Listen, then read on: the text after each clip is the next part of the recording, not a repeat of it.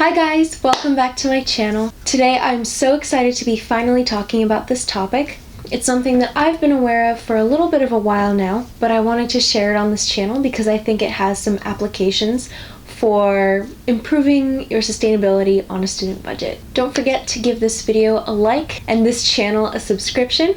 I think this will be a little bit of a longer video. I'm like looking at my notes as I'm recording this, and so I hope you have a snack, maybe a nice calming drink of your choice. Let's just get into the video now.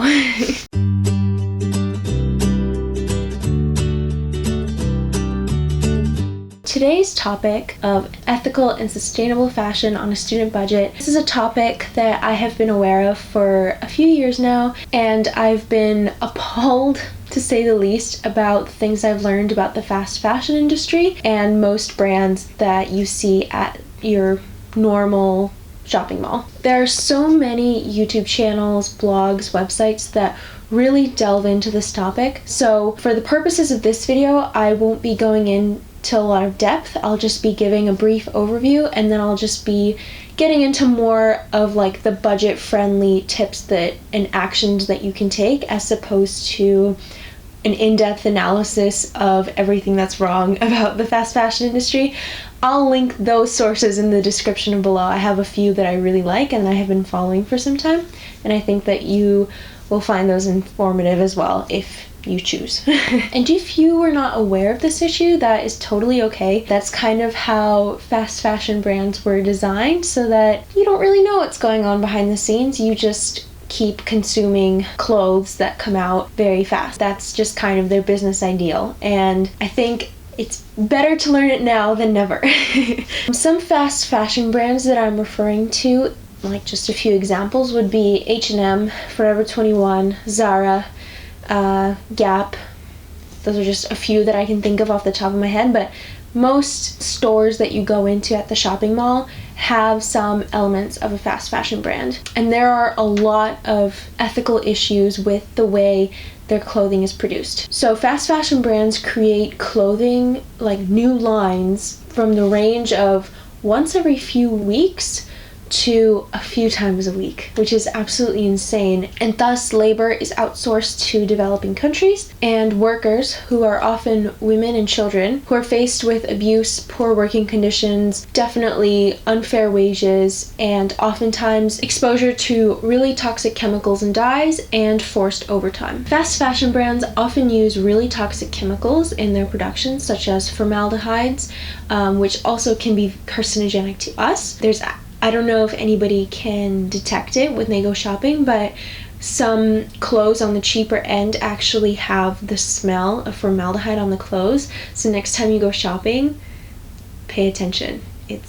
You'll know what I'm talking about. It's a very particular kind of smell. It's not really healthy for the consumers, but definitely not healthy for the workers that are constantly exposed to it. This is not even mentioning the various disasters that have happened in developing countries such as Bangladesh, where entire sweatshops and workhouses have just blown up and actually killed people. I'll let the blogs in the description below kind of outline that a little bit more, but that's just so you are aware. And companies often don't take responsibility of accidents like that, and they try and cover it up, which makes sense because it's the brand name, and that would look really bad in the public eye. So it's normally you don't hear about these things. And obviously there are huge environmental repercussions to constantly adding clothes to the brand name. This kind of overproduction means that not everybody will be able to buy those clothes, and so they have just extra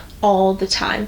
And what would they do with those extras? So that those extra clothes will either go into the landfill or go get incinerated, just to keep the name of the brand safe. Most of these brands use synthetic fibers in their production, so if you ever look at a tag on a piece of clothing, most likely it will have polyester, spandex, rayon, and other types of synthetic fabrics, which are essentially woven microplastics. So during production, and every single time you put that garment in the washing machine, it is going to shed and release microplastics into the water stream and into the environment, and that accumulates in our oceans, and then those microplastics end up being consumed by the various organisms in the ocean, and it gets biomagnified up the food chain to the bigger animals that we do eat. We see more and more instances of microplastics being accumulated in fish. So a little bit more about the fast fashion industry. The fashion industry in general produces about 20% of the world's global wastewater and about 10% of the carbon emissions in the world. This is more than international flying and maritime shipping combined. From textile dyeing alone, this is the second largest wastewater polluter in the world, and just one pair of jeans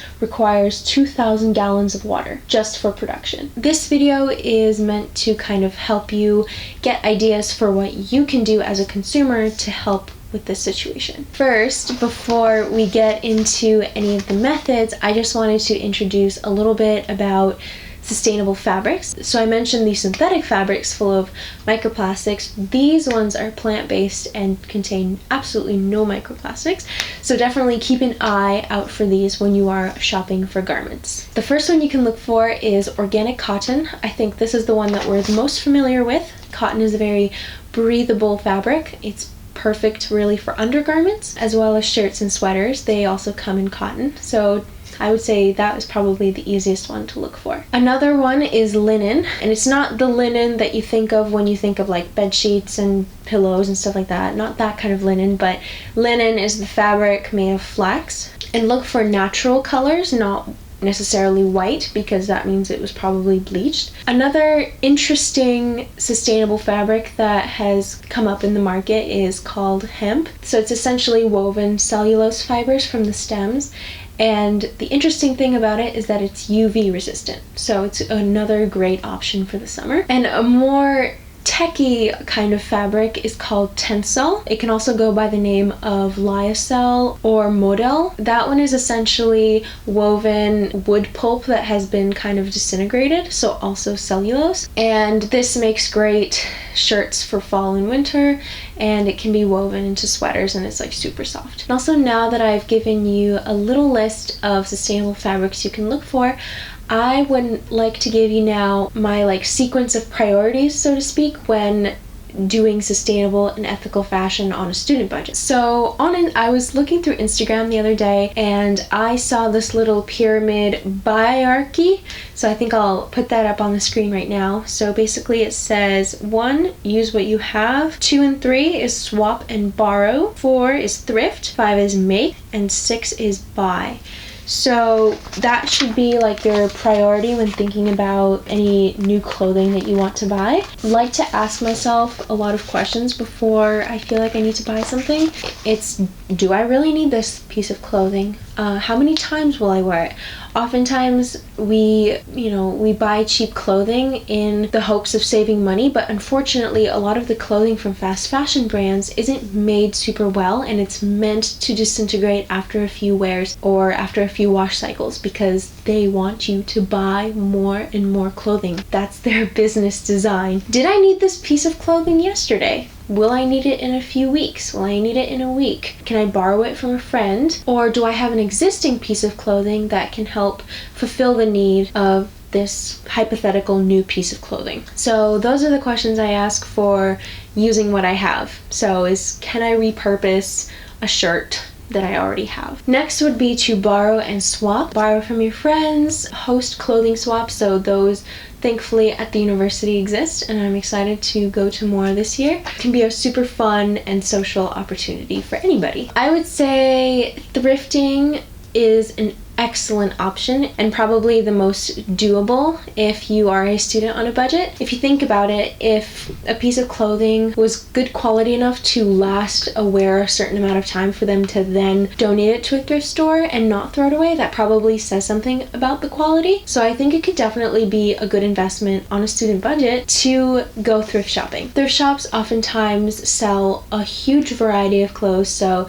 There's definitely something for everyone. So after all of this, I have a few brands that I recommend. All of them will be linked in the description below. And before you buy from any brand, I would like you to ask yourself, do I agree with the company's or brand's labor policies? Do I agree with its environmental policies? And what is their stance on animal use? These 3 things are super important when shopping for a new garment. And the questions I want you to ask yourself when you're buying something is this piece of clothing trendy?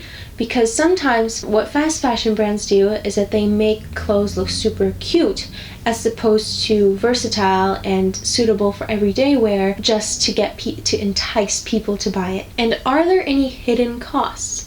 So if something is cheap, what are the hidden costs? I have a great video linked down below by Justine Lecomte. She is an incredible designer who goes into the price breakdown of a typical garment and who gets paid for what you pay.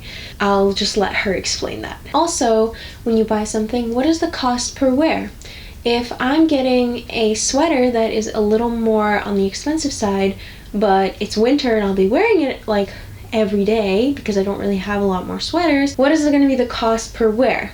That's kind of how I think about costs or a price tag. And for a lot of these questions, I do have answers for you, and it could help you think about what you value in a company and in a garment, called the Good On You app. So I'll open it up on my phone and show you. I've had it pretty much since it came out, and so it's really helpful in the way that there's various blog posts actually. So 7 ethical alternatives to that Zara dress, ethical taste on a fast fashion budget, that's a lovely one, ethical activewear for men, and many others. And so essentially this app kind of combines all the research out there to help you make really good choices. And so this is kind of my go-to hack, so to speak, for looking at various brands that I can shop from. So just to round everything off, I'm going to give you a few recommendations for clothing brands that I like. So all of those will be linked in the description below. That's pretty much all I have for today. I really hope you enjoyed this video. Hopefully I cleared up any misconceptions about